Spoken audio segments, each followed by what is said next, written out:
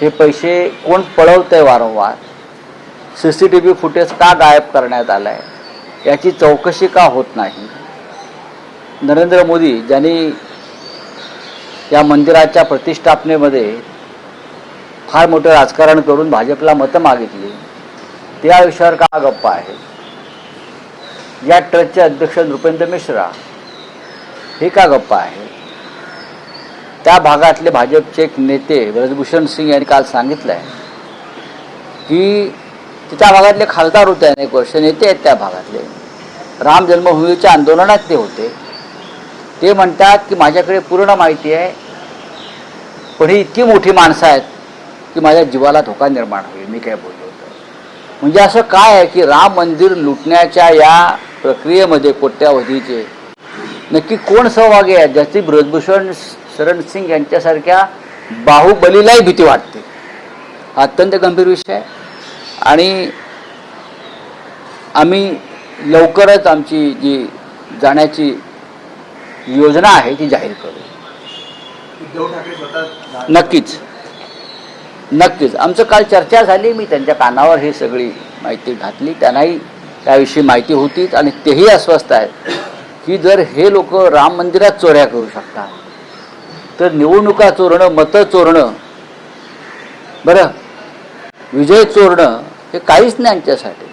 यांना राम मंदिरातली दानपेटीतले 5 कोटी चोरताना जर भीती आणि लाज वाटत नसेल तर मतं चोरणं, EVMचा ताबा घेणं, हा अख्खी निवडणूक ताब्यात घेणं, संविधान ताब्यात घेणं याचं त्यांना काहीच वाटणार नाही. पण रावसाहेब, तुम्ही जेव्हा भूमिका मांडताना असं म्हणतात की खूप मोठी माणसं आहेत, ब्रजभूषण शरण असं ब्रजभूषण शरण सिंग सांगतात. तर समजा जर ह्या प्रकरणाची दखल घेतली जात नसेल तर शिवसेना उद्धव बाळासाहेब ठाकरे पक्षाच्या वतीनं त्या संदर्भात काही तक्रार नोंदवली जाणार आहे का? असं आहे की चौकशी सुरू असं आहे की तक्रार कशा करता नोंदवायला पाहिजे. अनेक गोष्टी उघड झाल्या, अनेक गोष्टी उघड झाल्या. आम्ही अयोध्येत जाऊन तक्रार दाखल करण्याचा नक्की प्रयत्न करू. अनेक गोष्टी उघड झालेल्या आहेत. पैशाची अफरातफर झाली आहे मोठ्या प्रमाणात, हे सिद्ध होत आहे. CCTV फुटेजला पैसे चोरताना दिसत आहेत दानपेटीतले आणि नंतर अचानक ते CCTV फुटेज सुद्धा जशी मतं चोरतात तसे ते फुटेज सुद्धा चोरलं गेले राम मंदिरात.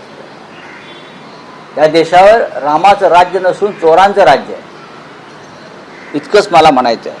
ठीक आहे, आणखी एक विषय बोला. संपला विषय, आता मी निघतो. हा विषय संपला, पण या आधी जो विषय निघाला होता विलिनीकरणासंदर्भातला 15 ऑगस्ट पर्यंत हे होणं अपेक्षित मानलं जातं. तुम्ही म्हणतात की तुमची काही माहिती आहे, 15 ऑगस्ट कदाचित डेडलाईन नाही, पण त्या कार्यकाळात हे विलिनीकरण होऊ शकतं. हे मी काहीच सांगू शकत नाही, हा माझा विषय नाही. मी माझ्याकडली माहिती आणि माझं मत तुम्हाला दिलं.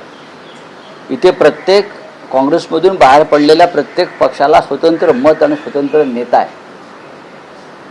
मग ते बिजू जनता दलाचे नवीन पटनायक असतील, इथे माननीय शरद पवार साहेब असतील, कुठे ते